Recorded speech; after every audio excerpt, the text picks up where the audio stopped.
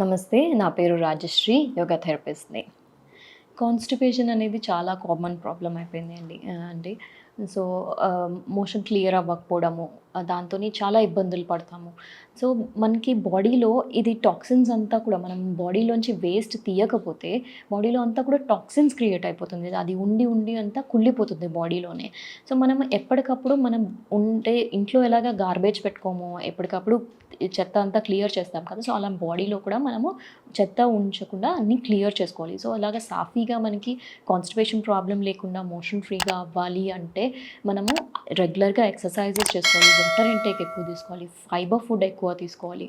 So, ఇలాగా రెగ్యులర్‌గా clear చేసుకోకపోతే బాడీలో టాక్సిన్స్ బిల్డప్ అయిపోయి మన మిగతా బాడీ పార్ట్స్‌లో కూడా ఆ టాక్సిన్స్ అనేది స్ప్రెడ్ అయిపోతుంది బ్లడ్ నుంచి. సో, దీంతోని మనకి ప్రాణిక్ శక్తి, ఇంకా మానస శక్తి పైన కూడా ఎఫెక్ట్ అవుతుంది. అంటే మెంటల్‌గా డిస్టర్బ్‌గా ఉండడము, బాడీ హెవీనెస్ ఉండడము, డల్‌గా అనిపించడము, ఏది పనిలో ఇంట్రెస్ట్ లేకపోవడము, స్లగ్గిష్‌గా ఉండడము, ఇలాంటివన్నీ కూడా అనిపిస్తూ ఉంటుంది.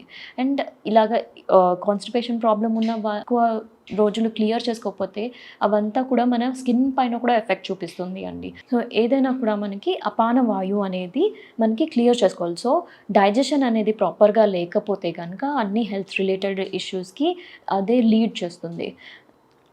మనకి ఏదైతే పొట్ట సంబంధించి మనకి డైజెషన్ అనేది చాలా ఇంపార్టెంట్ అయినది. లైక్ ఈ రీజన్‌లో మనకి అపాన రీజన్‌లో సో, మనకి బెడ్ పైన పడుకొని ఒక 2 ఆసనాస్ ఏం చేయొచ్చు, పొద్దున్న బెడ్ నుంచి లెగక ముందర ఒక 2 ఆసనాస్ ఏం చేయొచ్చో ఇప్పుడు చెప్తాను.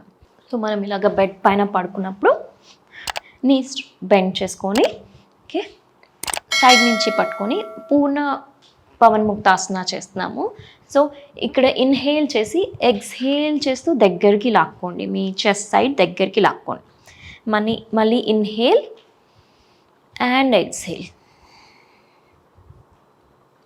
ఇలాగ ఫ్యూ టైమ్స్ చేసుకోండి. ఒక 10 టైమ్స్ చేసుకోండి. మళ్ళీ లాస్ట్‌లో హోల్డ్ చేసుకోండి. ఒక 10 కౌంట్స్ వరకు హోల్డ్ చేసుకోండి. మీకు పొట్ట భాగంలో చాలా కంప్రెషన్ ఫీల్ అవుతారు మీరు. సో, దాంతోని మనకి పొట్ట భాగంలో ఉండే ఆర్గాన్స్ అంతా కూడా యాక్టివేట్ అవుతాయి. మనకి డైజెషన్ రిలేటెడ్ ఇష్యూస్ ఏమన్నా కూడా ఉంటే క్లియర్ అయిపోతాయన్నమాట. ఇది అయిపోయిన తర్వాత నీస్ 2 ఇలాగే ఉంచుకొని ఫీట్ కింద పెట్టుకొని తల వెనకాల చేతులు ఇంటర్లాక్ చేసుకొని వెనకాల పెట్టుకోండి ఇలాగా. ఓకే, ఎల్బోస్ అటు ఇటు. అండ్ దెన్ 2 నీస్ని సైడ్కి డ్రాప్ చేయండి. ఉదర ఆకర్షణ. సో, ఇలాగా ఆపోజిట్ సైడ్ చూడాలన్నమాట.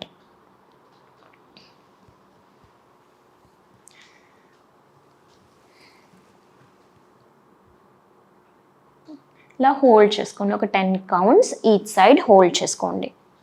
సో, ఇలాగ 2 ఆసనాస్ బెడ్ పైన పడుకొని మీరు చేయండి లెగక ముందర. అండ్ లేచిన తర్వాత 2 గ్లాసెస్ ఆఫ్ వార్మ్ వాటర్ తాగండి. మీరు వాష్రూమ్కి వెళ్ళక ముందర 2 గ్లాసెస్ ఆఫ్ వార్మ్ వాటర్ తాగండి. మలాసనలో కూర్చొని వార్మ్ వాటర్ తాగండి. సో, దానివలన మనకి డైజెషన్ రిలేటెడ్ ఇష్యూస్ ఏమైనా ఉన్నా కూడా క్లియర్ అయిపోతుంది. కాన్‌స్టిపేషన్ ప్రాబ్లమ్ క్లియర్ అయిపోతుంది. మనకి పవన్ముక్తాసన, ఉదరాకర్షణాసన, మలాసనలో కూర్చొని వాటర్ తాగడం వలన గ్యాస్ సంబంధించి మనకి బ్లోటింగ్ ఉన్నా, అసిడిటీ ఉన్నా ఇవన్నీ ప్రాబ్లమ్స్ కూడా క్లియర్ అయిపోతాయి. స్టమక్ పెయిన్ అనేది ఉండదు. అండ్ మనకి ఫ్లాట్ స్టమక్ కూడా ఉంటుంది. బికాస్ బ్లోటింగ్ అదంతా పోతుంది కాబట్టి. సో, ఇవి ఫాలో అవ్వండి. మా వీడియో ఫాలో చేయండి. మా ఛానల్ ఫాలో అవ్వండి. Thank you for watching.